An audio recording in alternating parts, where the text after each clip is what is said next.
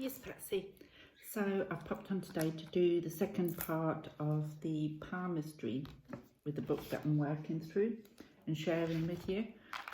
The first video what is on already I've done earlier in the week, and that was about the four basic hand shapes and the differences between the palm and the fingers, etc. So that's in one. So this one again is all about the hand, because there's quite a lot of in-depth things about the hands and that before we even get into lines. So this one I'm going to do about the hands to finish that off. Then the next one that I'll do will be about the fingers, because again that's quite in depth as well. So today I'm going to kind of focus on the other aspects of the hand, which is hand thickness and the size of the hand, and also the elements in the hands. So that's what I'm going to get through today, because I don't want to make these too long. So hand thickness is also something that you look at with palmistry as well. So it says if you hold your hand sideways like that to sort of gauge whether you've got a thin hand, thick hand, that's quite easy to look at, but it's the suppleness that might be a bit harder to gauge, because it goes through hard, very hard, medium soft, and that's going to be hard to gauge to start with. So very thick and very hard. So if your hand is very thick and very hard sideways, again, I'm not sure how you'd have to feel it and kind of gauge what you think, but they say the more you do this, the more you get to know. But if you're very thick hand and very hard, these individuals tend to behave in a very rough and tough manner, following their own basic needs. Their thought process tend to be crude. So if you've got a thick and hard hand, these people have very basic needs: food, shelter and love. Free from ambition, they have no desire to keep up with the rat race. So then we go on to, if you've got a thick hand and it's medium hard, these people are good workers, always reliable and trustworthy. They will tend to work hard throughout their lives. Life does not come too easily for them, but they usually enjoy it. Then if you've got thick hands and then medium soft, these people work hard and play hard. They really want to enjoy themselves with other people. They need to be needed and like to be useful and relied on. Then we go, if your hands are thick and soft, these people are artists, poets or musicians, but not usually very good workers. They tend to dream and ponder on life rather than getting their hands dirty. So then we go to the thin hands. So I know I've got thin hands. You can see my hands. There's no, it's thin. Thin and very hard. And this is what mine seems to be, quite hard, quite bony. These individuals know exactly what they want. They possess strategic skills and can be quite calculating. They may be accused of being cold, but in fact it just takes time to get to know them. And that is something that people do say about me. If they don't know me, that I come across quite aloof, quite cold. So I guess that is me. Now, if you're thin and hard, people with this kind of hand tend to be selfish by nature and self-opinionated. They are possessive and stubborn and do not make friends easily, although the alliances they do make are usually for life. So if your hand is thin and soft, these people love to have a good time and always the last to leave a party. They do not have much willpower and find it difficult to say no to people, so they are susceptible to physical temptations such as an affair or one-night stands. Now, if it's thin and very soft, these individuals have a keen intuition, but also have a tendency to focus on the negative, which may lead to them to react harshly or snap at other people. They can be prone to problems such as depression, morbidity and paranoia. So that is the thickness and the suppleness of your hand. So we're now going to go on to the hand size. Now I've got a little card here, what kind of gives you an idea how to find out. Small hands don't reach past your eyebrows when your wrist is resting on your chin. So if you put your wrist against your chin and where your fingertips kind of fall, if it's below the eyebrows, which mine isn't, then you've got small hands. If it's above, then you've got larger hands. If it goes right up to the well, I suppose it's medium if it's sort of halfway there where mine is, but if they go right up to the top of the hairline, then you've got large hands. Hope that makes sense. So if you've got small hands, it says Small hands indicate you often see the bigger picture but can miss out important details. You're reasonable and self-disciplined. If you've got large hands that almost reach your hairline, then when your wrist rests on your chin, this shows you are sensitive, versatile and curious. You enjoy examining others and asking lots of questions. So that's what the little card says. But the book goes a bit more into detail. So it says the size of hands. So let's put it here. Small, average or large hands may appear a strange distinction at first. When asserting the size of the hand, however, you should consider it in relation to the person's size and build. Ask yourself if it's in proportion. For example, a small person who has small hands would be considered to have average hands. If the hands of a tall person and broadly built man has larger hands, then that would, consider that with the rest of his body. So that would, consider them average. So you have to sort of take the proportion of their size of their hands to the size of their body, to kind of work out if they've got very small hands for their build, small, medium, on and on. So it says if individuals with proportionally small hands tend to be free thinkers, they often have a strong sense of moral politics and will stick firmly to their beliefs. Consequently, they like to fight for the underdog against dishonesty and injustice. This passion, however, may lead to a tendency not to listen to the other side of a story, so their support can be misguided. If a man has exceptionally small hands in relation to his size, it can indicate a cruel streak to his nature. So if you've got small hands, individuals who have proportionally small hands are ideas people. They often come up with bright and broad-reaching ideas but need others to help carry them through. They make very good committee members and fundraisers because they possess an ability to gather the support and enthusiasm of others. They are usually very clear and sweet in nature and would not hurt a fly. Now, an average hand.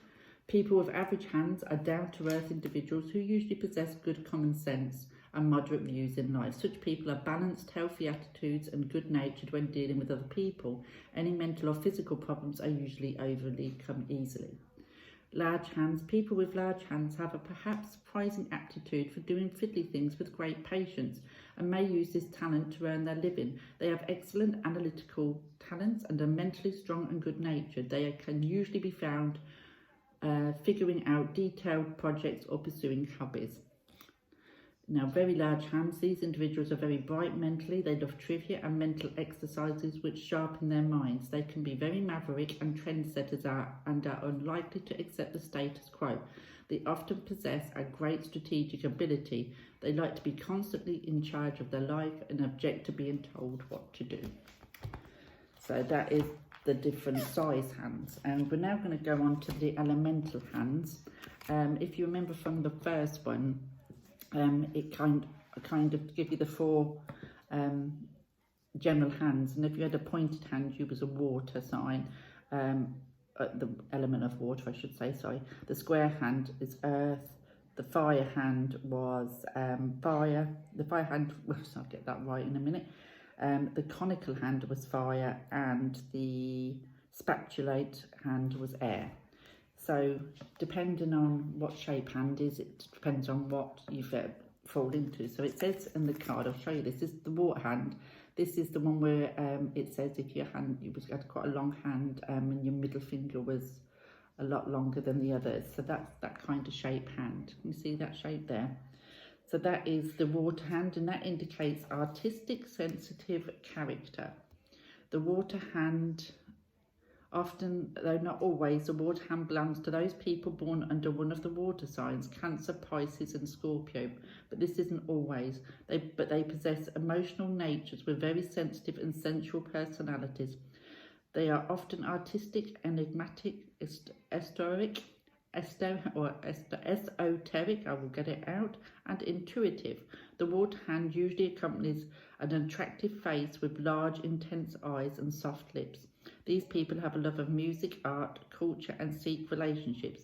They need to belong to someone or something in order to feel content in their life. So that's what it says about the water hand. That is the hand what was the sort of slimmer shaped and that middle finger sort of stuck up, and it was the thinner hand. So that is, and then on here it says sensitive and gentle, soft-spoken and empathetic, dreamy and creative, refined and imaginative, intuitive and introverted. So that is the water hand. So we'll go on to the fire hand, which was the conical hand in the first video, which was the hand what was which is the kind of more gently rounded shape of a hand. That was the conical hand, and that is the fire hand, which is this one. So that shape hand, and it says for that,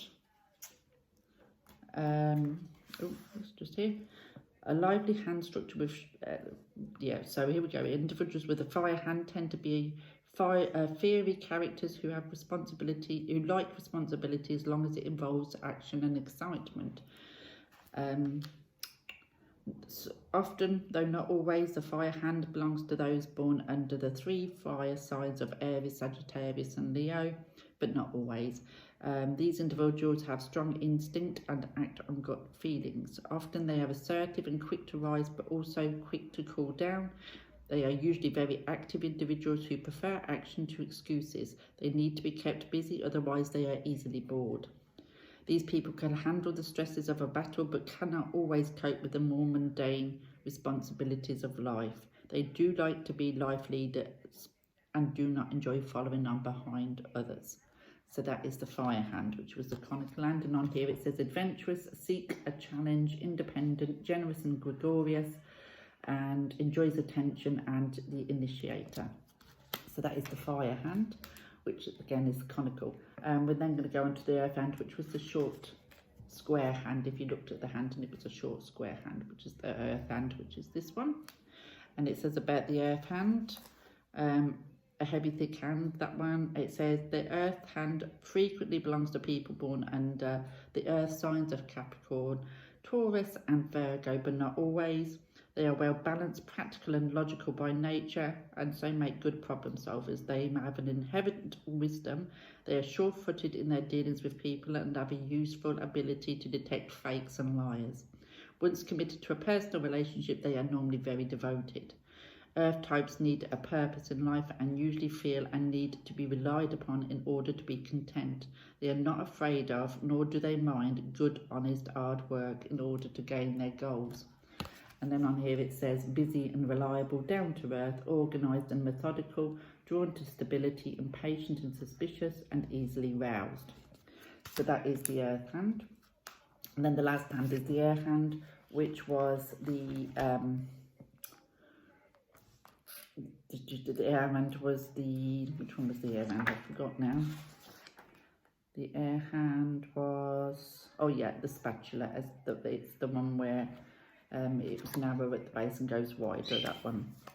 So that one is the air hand, which is that shaped hand, and that one there. And it says those air hands frequently belong to those born under the air signs, Libra, Gemini and Aquarius, but not always. They are intellectual in their pursuits and possess well-balanced minds. They are literate and not overly sensitive to visual stimuli. They need facts and figures to help guide their decision-making, and they look for mental challenges.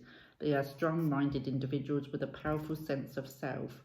For their relationship to work and not become bogged down or boring, these people need to retain their independence and personal freedom. They need a strong sense of self to be content in life. So that is the air hand, which is the square palm and the longer fingers, rather than the earth hand, which was the square shaped hands, because the fingers were shorter, so it gave more of a square. That is the earth hand, but the air hand, as the fingers were a little bit longer. So it says that words won't come out today.